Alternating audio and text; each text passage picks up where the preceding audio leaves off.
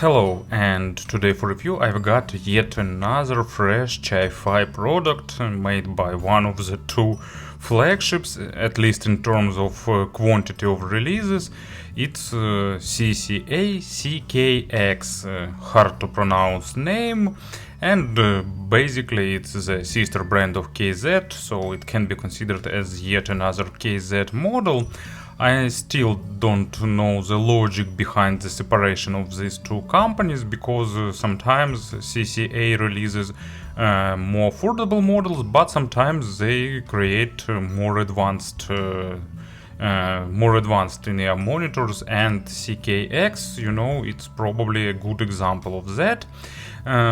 Because it's definitely the smallest hybrid with 7 drivers. It uses dynamic driver and, if I remember right, 6 balanced armatures per each ear side, and they have a great shell, affordable price, $60. I will add links to the AliExpress shop to the description.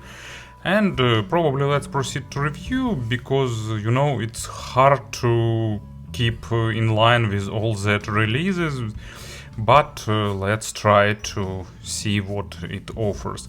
So box is small, traditional for recent CCA models, made of nice cardboard. I really like that it touch sense. On the side there are technical specifications, so 22 ohms of impedance, 115 decibels of sensitivity, and I got no microphone version. Also they exist in black and silver colors. Underneath here is short user guide and traditional for CCA package organization. So earpieces themselves, and as you can easily guess, here we will get 2 additional pair of tips and a stock cable. Accessory set definitely not the richest, and probably for $60 it's not that acceptable. For cheap models that costs $20, having cable and few set of tips is okay, but for $60 I think they could add some additional tips, maybe some case or something like that.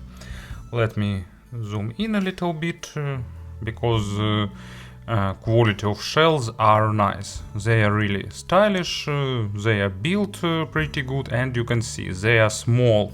They are definitely smaller than traditional KZ shells.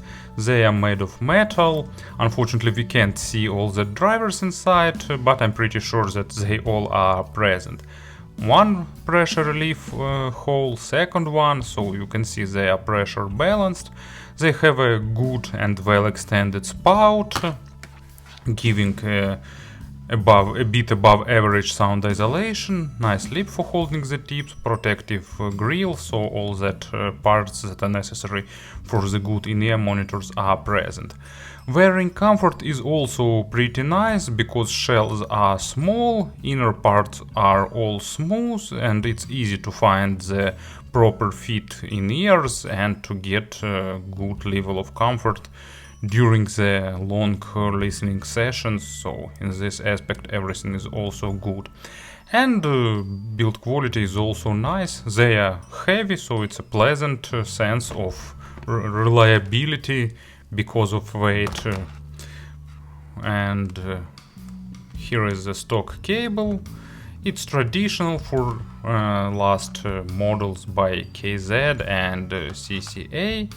Here used connector with recessed pins, if I remember right, same connector used by QDC, and probably it's the best connector for the inexpensive models, because it's pretty reliable and works better than cheap MMCX connectors. But also it looks pretty nice, at least for me. I'm not the owner of perfect taste, but anyway, pretty good looking in my opinion. Stock cable is just okay, it's traditional for this two companies, CCA and KZ. There are ear hooks, they reduce microphonic effect and hold cable pretty securely. And stock cable is soft, bright, silver in color, accurately braided, so basic cable. We've seen it many years before. It was brown, now they switched to more fancy silver color, but it's still the same wire. And angle jack, so in this aspect it's okay. So design is great, package and accessory set is basic, but wearing comfort is also pretty good. And of course about the sound, kind of short spoiler, it's a nice, well-balanced model with slightly V-shaped signature, but done in a really proper way. So, you know, CCA and KZ definitely have some guys who know how to tune earphones, so when they create something with really odd tuning, it's probably not the mistake, and it's the intent to create the model tuned this way, because when they want, they achieve a really good sound signature. And CCA CKX, I wish they name them in more simple way. This model is tuned really nicely, and it's one of the best tunings in this price range, because it's really well balanced. It's not dry monitoring, but at the same time pretty technical. So let's have a player on the table and let's talk about the signature of this model in a bit more details, but actually, you know, it's hard to say something about them, not because they are bad or something wrong with them, but because they are tuned in a proper way. I gave them about 40 hours of burn-in. There were slight changes during first 12 or 15 hours or so, but actually the changes are really minor, so if you get them, you can start listening them right out of the box. No need to spend some additional time to burn them in. Just find the proper tips. For me, these biggest tips were the best, and that's it. So bass is accented, and thanks to audiophilia gods, the accent is average. It's not big and it's not small, so nice, like middle pass. Low frequencies are present in a good quantities, but at the same time they are not dominating and they are well controlled. They stay in place when it's necessary, but at the same time they have a good depth, maybe not the maximum in terms of deepest bass, but still pretty present with a good impact, nice punch. Of course, it's not balanced armatures in terms of resolution, but it's a pretty nice resolving dynamic driver, and for $60 it shows a good amount of small overtones and nuances. So basically it's pretty universal low frequencies. It's not the bass head model, at least at my scale, but with enough of lows for electronic music and with a pretty good representation of acoustic instruments thanks to the normal detalization. Just balancing between all that extremes. Coherence is not perfect here, driver overlaps are slightly noticeable, but no big issues, so for this price range it's also okay. And as an example, I've got Enigma, Deja Vu, and it's a track that can be used probably to test all the parts of sonic spectrum, but I selected it for the low frequencies because here sometimes appears and disappears nice deep bass layers, kind of tripping sound, and also it has a good mids and trebles, all that flutes and other samples that I used here. Gives a good load for the headphones, and actually CKX plays this track nicely. Mid frequencies are also nicely balanced. It's an example of what a company can achieve with inexpensive balanced armatures. Most probably, of course, it's bell things here, but tuners manage to keep it in between. They are detailed but not go into dry monitoring. They have a good weight, but they don't sound veiled or muddy or something like that. They are a bit highlighting macro dynamics and emotions, but not too much. And definitely they don't go to the micro contrast too far, being pretty balanced. And at the same time they are forgiving for the quality of record, but they are not super nitpicking, but some good material would be a plus for them. And another feature that I like, it's their imaginary stage. It's above average and pretty well built for this price segment. In terms of stage, for me it even overperforms its price. But of course stage is subjective, so your mileage may vary here. But for me they are spacious and really good in-depth layering, so it's their strong part. And as an example for the mid frequencies, I've got Threshold, the Hours.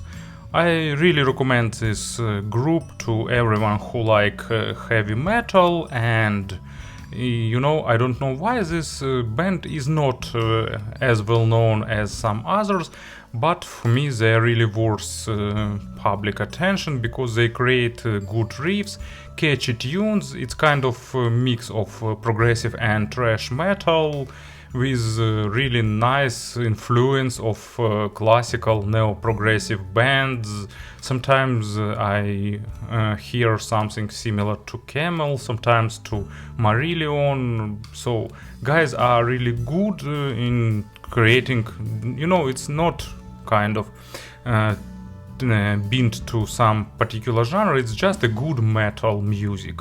And if you don't like heavy metal too much, I think you can still enjoy it. And the Hours is a good example. Nice tune, good vocal, so all that parts of nice rock music, and these earphones play it nicely. Guitars, vocals and all other stuff is clean and crisp. Treble is accented and accent is average. It's not the small, but it's not big, so probably for treble sensitive people it could be too much, but for me it's just okay amount of treble.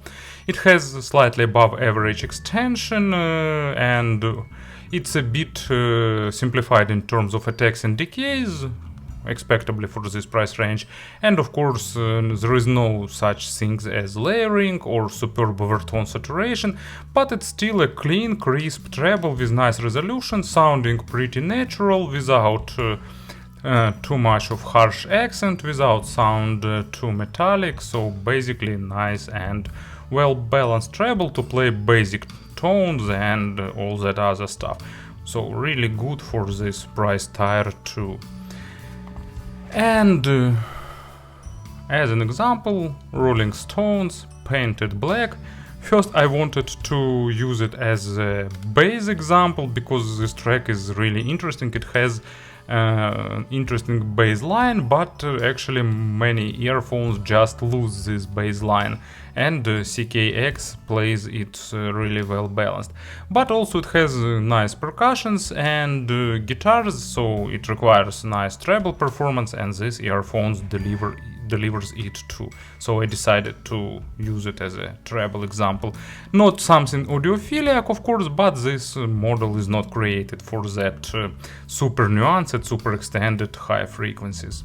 Speaking about the pairings, they are okay with smartphones or tablets, but actually, they can be scaled up to few M11 and mid segment depths. But of course, the most logical players for them are Heidi's AP80, Hybe R3 and all other players of this segment. Or some good digital to analog converter could drive them properly too. Speaking about the comparisons, it's really hard to compare all that Chi-Fi models side by side. I don't have all of them with me, so basically a few quick comparisons just as a reference points. So for me, this model is kind of KZ ZSX on steroids. I am a fan of ZSX and probably it's one of my most favorite KZs in terms of tuning, and this one is also more leaning to the natural side but not sounding too analytical thanks to the dynamic driver on the low frequencies, but this one is a bit better on mids and treble, giving a bit more natural sound. KZ ZAX for me sounding a bit more V-shaped with a bit more low frequencies and bit less extended treble, so for me it's a kind of bit better version of ZAX, but if you like V-shaped signature, for you ZAX could be a better option. So I won't probably try to recall any other models, so just a pair of reference points and that's all. This review is already too long, so if you need some additional comparisons, just feel free to ask or just look at the comments, maybe someone already asked. But to summarize everything, CCA created a really nice model that I subjectively pretty like. They are good for $60, but when they will be on sale it would be even a better option. But actually for $60 it's also really good value. Thank you for listening, thank you for your attention, and of course have a nice day.